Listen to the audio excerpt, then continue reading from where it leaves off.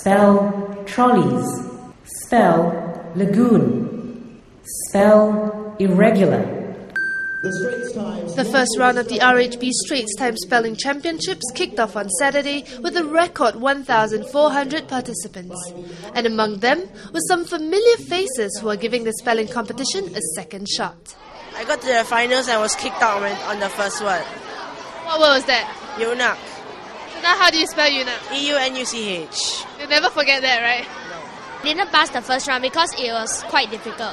I didn't get into the zonals last year. Stopped at the prelim round. The words were like really hard and I didn't quite understand them. Not that this year's words were any easier.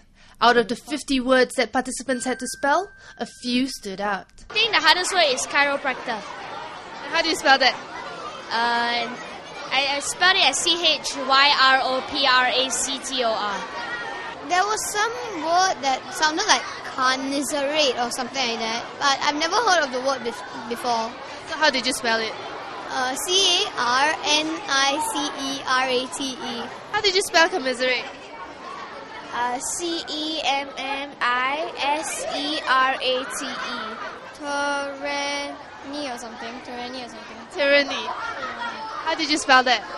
TERRANR. Organisers said they had made it a point to choose words that the participants from Primary 4 to Primary 6 would have come across. I think the words are fairer because they would be words that the kids would have encountered. Stuff like tyranny, stuff like gnome. I feel like these words are actually things that they ought to know already by now. The change went down well with pupils who took part in the same competition last year. Last year was my first year and I didn't really have background experience, but then this year I already took part last year, so I found it a bit easier.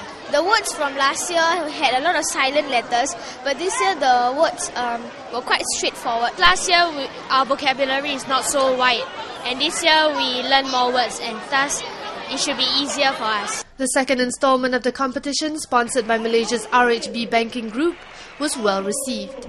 I think there are about 1,400 students compared to last year, 1,200 students. So very encouraging. It's getting bigger, more exciting. Students tend to rely very heavily, on the internet in their communication. I think this will go a long way in encouraging the students to pay attention and in spelling. From the preliminary round, about 20 top performers from the North, South, East and West zones will move on to the zonal round on April 13th. The grand final spelling showdown will be held on April 27th.